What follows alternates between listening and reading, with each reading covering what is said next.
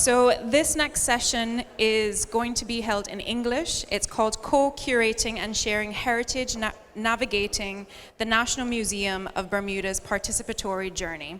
So we will hear from two of our colleagues, Dr. Deborah Atwood and Chynna Trott. All right, so before we begin,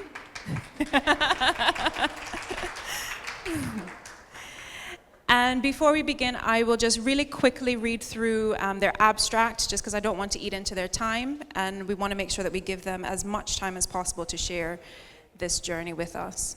If there's anyone close to the doors, do you mind just pulling the doors in just a little bit so we have less spillover of noise? Thank you. Okay, so in recent years, museums have evolved from static artifact repositories to vibrant hubs of community engagement, storytelling, and collaborative creation.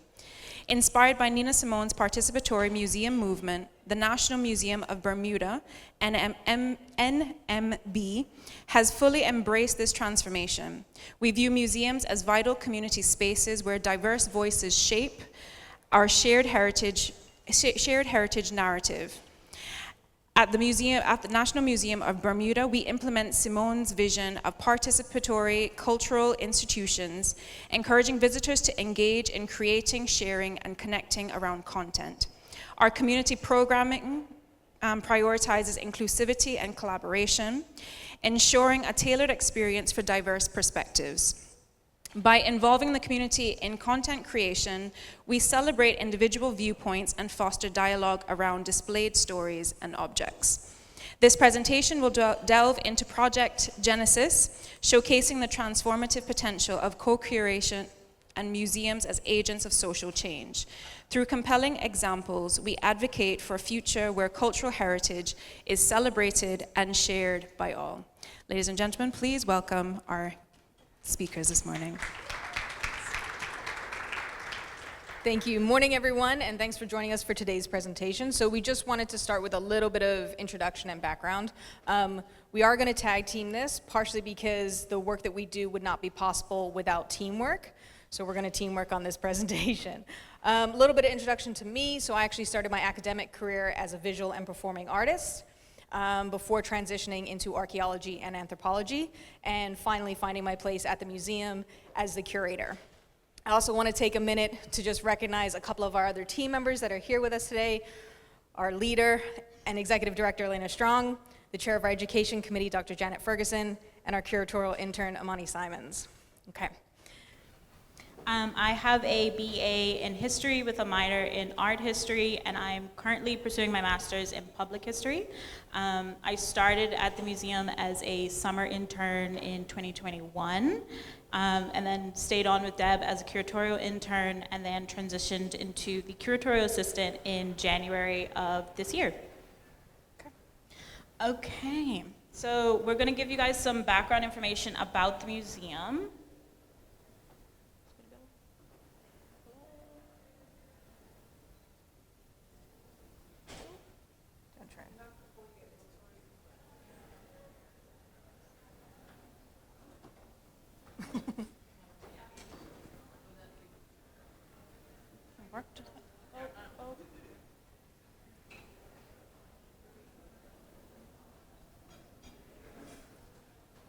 There we go. So we are located at the historic Royal Naval Dockyard, and we command Bermuda's westernmost point.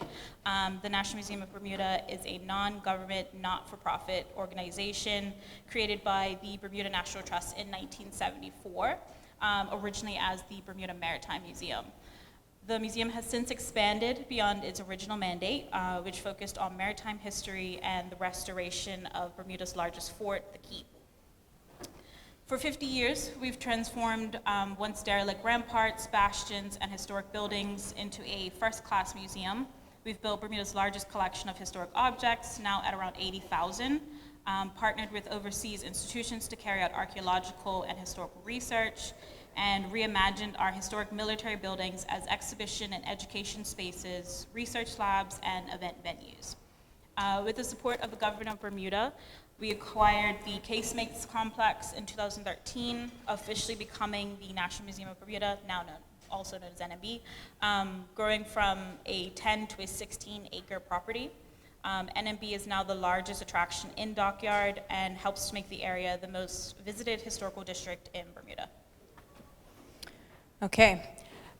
6 years ago, the museum made a deliberate decision to shift away from being a static repository of artifacts and develop into a dynamic space for community engagement, storytelling, and shared heritage.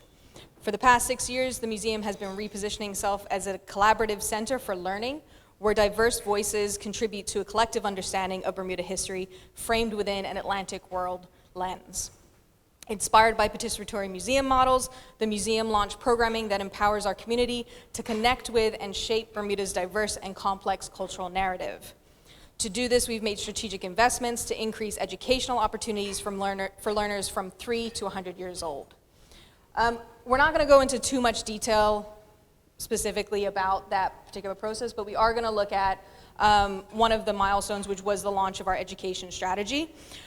We began transitioning towards a participatory model by launching a comprehensive education strategy created with substantial community input.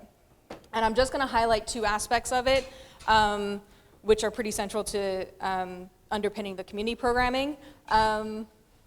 If you're interested in learning more about our education strategy, it is available online if you want to read it. I highly recommend it. Titled Moving the Needle, it aimed to shift how history is taught and shared in Bermuda. One of the things I want to highlight is an incident, well, I don't want to call it an incident, but an event, a happening that occurred during one of our stakeholder discussions. And the stakeholder discussion group was with local educators, and they were sharing with the museum all the resources that they wanted from us, how we could support them in the classroom, what they could use from us to teach Bermuda history. It was a very lively discussion. We were all, furiously making notes. And then one of our student interns, Dory, raised her hand. And we said, yes, Dory, do you have something to share? And she goes, yeah, okay, great, but my friends don't care about history. You could hear a pin drop. Like, the educators were just like, right, okay, we have no response to that. As museum educators, we were like, right, okay, we have no response to that. But it started a great discussion about how do you make history relevant. So from that, we had an activity where we had 3 questions, and you had to answer each question with only 6 words. Why is history relevant? Why does heritage matter? And who are my people? Now, the last one is a little bit of a play on a common question that gets asked by Bermudians to other Bermudians to ascertain who your family is, okay? I'm going to have you guys remember those 2 words, relevancy and family, because those are going to be pretty important for our 2 projects that we're going to go into depth on. Out of that development phase, we identified 5 aspirations for our education strategy.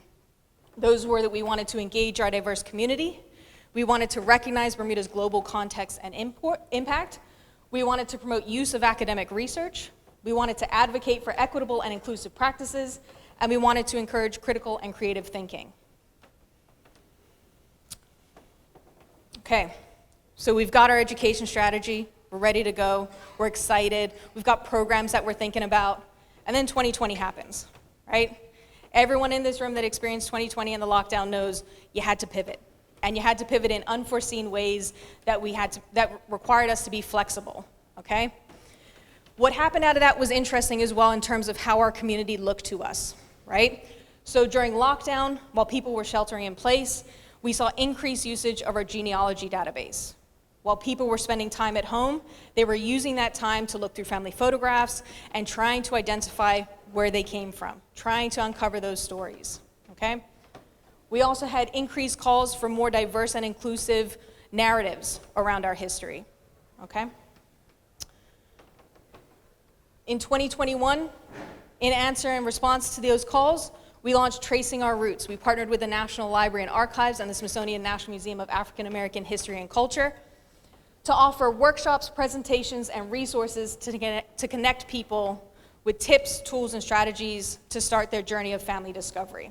All of those were available for free online, and they're still available for free via our website and our YouTube channel. We also looked at how to use art as a visual entry point to open up discussions around history from a different perspective. We also established our corporate workshop, Rethinking History, which focused on re-examining historical narratives that members of our community thought they knew to foster critical thinking and inclusivity. We're not going to go into that last one, but if you have questions about it, we'll be around and you can come up and chat to us about it. So, with tracing our roots, we had a whole community that were doing this research, and they were finding out more information about their family, they were uncovering photos, and they wanted to share it, they wanted to talk about it. And we had to look at, okay, well, how do we help them do that? How do we provide a platform for them to do that? And that kickstarted the genesis for the Bermuda Family Scrapbook. So in 2022, we launched the Bermuda Family Scrapbook. Your photos, your stories, our history, BFS for short. It's an ongoing community crowdsourcing project, and the project invites everyone living in Bermuda, anyone abroad who has lived in Bermuda, or anyone who has family who have lived in Bermuda to submit their historic family photos associated with Bermuda onto our online platform. The images and stories submitted will become part of NMB's permanent collection and will also form digital and in-person exhibits at the museum. Posed, candid, professional, or amateur family photographs, all are welcome. So with a focus on inclusivity and community engagement, BFS provides a platform for residents to contribute their unique family narratives, weaving these stories into Bermuda's broader historical tapestry. To submit to the project, participants need a scanned photo, max of 3, and a story to go along with the photo, no more than 400 words. We had a number of people submit to start, and we found that many people expressed that they either didn't know what to write or couldn't condense it to 400 words. So to assist with this, we offered a free 4-part workshop led by our community education and social practitioner, Dr. Janet Ferguson, who's with us today. Some of you may have attended her presentation or workshop and may be familiar with her work, but the workshop offered participants an opportunity to develop their stories with constructive feedback from their peers. I was actually a participant, and Janet helped to create a safe space for feedback that was constructive, and we were able to find our voice and the story associated with the photographs. Okay. So this is an example of a submitted story by Alvana, and it shares how her ma and her pa met. For time constraints, I won't read it out, but you're welcome to take a picture or visit our website. You can see other submissions as well as Alvana's. Okay, the second project that we're going to talk about today, and it's going to be a black screen for now, but I promise something will appear shortly. In February of this year, in partnership with the Portuguese Cultural Association of Bermuda and US-based nonprofit Story Center, the museum launched a digital storytelling workshop titled Portuguese Voices, Your Story, Your Voice. Timed to coincide with the 175th anniversary of the arrival of Portuguese immigrants to Bermuda, the effort sought people of Portuguese descent who live or have lived in Bermuda to participate in a free 6-week digital storytelling workshop conducted online. Story Center experts guided participants through the process of crafting a short 3 to 4 minute digital video about their family story and experiences. Post-workshop, a private live screening of the video took place for participants, and for those who wish to share their story more widely, the digital stories were preserved in the museum's collection and are screened in exhibit galleries online and at the museum. Looking ahead, we are looking to expand this program to reach other communities as well within our wider community. We're going to share one of the stories collected from that project. We picked this particular story because it was a little different from the other stories that were shared. The other stories that were shared were kind of what we were expecting. They were sharing cultural traditions and memories and pride and connections as being a member of this Portuguese community. Crystal's story was a little different, and I'm going to let her tell you why.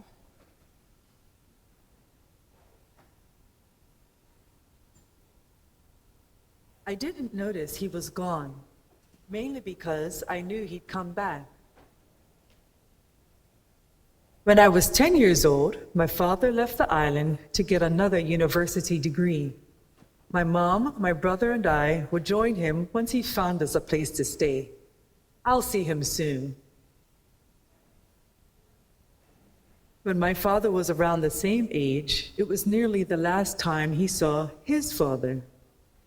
I am the quintessential Bermudian, a conglomerate of Portuguese, African, First Nation, East Indian blood, and more. My appearance prompts that age-old question from people of all nationalities. What are you? I want to say, Homo sapien, planet Earth, how about you? I got that response from my dad, who received it many times himself. I've learned to be like him. My grandparents never married. She was an uneducated black woman who ended up doing manual labor under his watch. He was an Azorean man who had come to the island to work in agriculture, the field, no pun intended, he was restricted to. The other workers treated my grandmother poorly, and he ended up protecting her, I'm told. They were born of nearly equally ostracized groups. My grandfather's wife and children were left on his home island, an ocean away. Once my grandfather got naturalized here, he brought in his wife and family, and there were precious few occasions my family saw him after that. My father paid a visit to his half-brother when he heard their father was on his deathbed. He wanted to pay his last respects. I'm told my half-uncle went and inquired of their father about this, and came back saying that my grandfather denied having any outside children. I still don't know the people on that side of the family.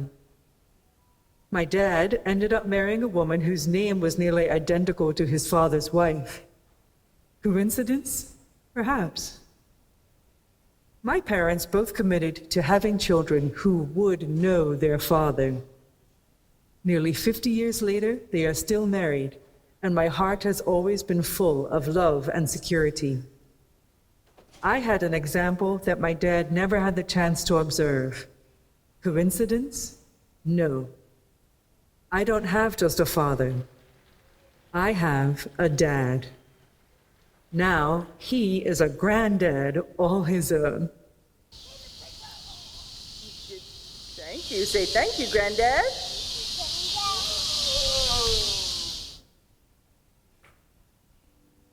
Amazing how someone can give what they never received themselves.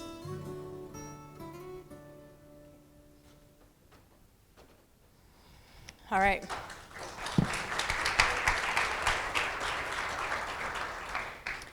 And with Crystal's story, what we found was she had decided to take part in the workshop. And it's interesting because we actually knew Crystal from the Bermuda archives. So we knew her through our work with the museum already. But she decided to take part in the Portuguese Voices program because she wanted to find a connection with her Portuguese heritage. And in developing her story with the group, she was able to make some of those connections. So again, showing and highlighting how that storytelling process can be so powerful and transformative. Some of the challenges that we're going to talk to, and I only have a few minutes left, and I do want to allow some time for questions, so we're going to go through this. The big one up top is building and sustaining community interest, and we're actually going to, it's not listed there, but we're actually going to add on to that, and trust. So that was raised in one of the previous presentations. Establishing trust with community and validation of personal stories was incredibly important for both projects. I can't tell you the number of times that we had people who were interested in the project, but they said, my story is important to me, but it really wouldn't matter to anyone else, right?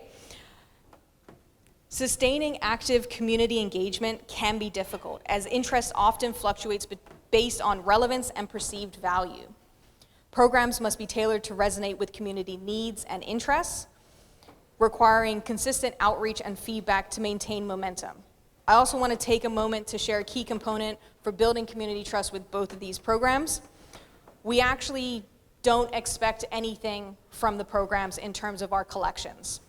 We make it expressly clear to anyone submitting or participating in the program that the story belongs to them. We claim no ownership of the story at all. If they decide to deposit into the museum's collection, it's by them, and we offer several levels of permission and releases to ensure that anyone submitting to the collection feels comfortable with how it's going to happen and how their story will be shared by the museum in future. So there's different gradations. You can choose to have it as part of the collection but not shared. You can choose to share it in a presentation or an exhibit. There are these different things. I'll also say that it's not permanent.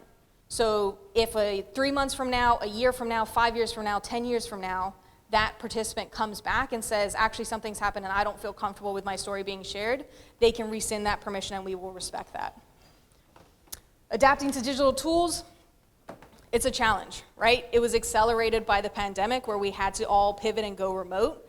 But it can present some challenges, especially for those less familiar with technology. Ensuring that programs are accessible, user-friendly, and inclusive of all digital literacy levels was essential to reaching a broader audience. For Bermuda Family Scrapbook, we had a small group of very interested participants who jumped on board quickly, but most of these had previous experience with computers, research, and writing. For some, technology was a barrier. Scanning photos and uploading images presented a challenge. So we offered in-person support and offered to scan photos and assist those who were interested but didn't have computer access or knowledge of how to do so. We also, as Chynna mentioned, offered a writing workshop for those who struggled to craft their personal story. We also had to engage in a diverse audience, so creating programs that represented a range of perspectives and cultural backgrounds was crucial, but it can be complex. Building trust, like Deb said, within the community takes time, and programs need flexibility to adapt to diverse needs and evolving feedback. The trust is the foundation of a truly inclusive and participatory approach, allowing for more authentic and meaningful engagement. We also are operating with a very small team. We have limited staff capacity, which adds a layer of challenge. We actually haven't mentioned it yet, but we are a team of 10 full-time staff in a 16-acre property. It's kind of crazy, but we cover ticket office, administration, curatorial, conservation, and facilities. And to meet our goals, we rely heavily on volunteers, interns, and a handful of part-time consultants. As a small team, we must balance the demands of program development, outreach, and execution. Within restricted resources, staff often need to prioritize carefully, which can limit program frequency and reach. These challenges highlight the importance of a responsive approach where strategic prioritization, adaptability, and community trust building are the core of our program success. Okay. All right, that's it.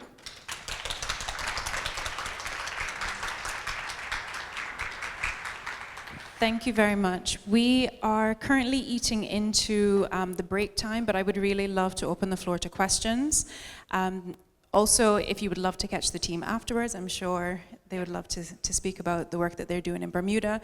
Do we have any questions that anyone would love to present? Silence. No. Okay. Well, I would encourage you to do have conversations with both Dr. Atwood and, do we have a question? Yes, Rosie.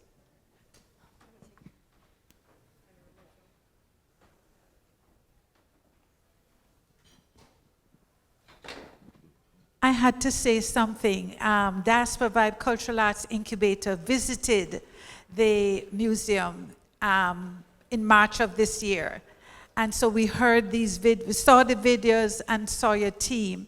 One of the things that I want to point out is your commitment to succession planning. And those of you who know me know that I am also committed to that.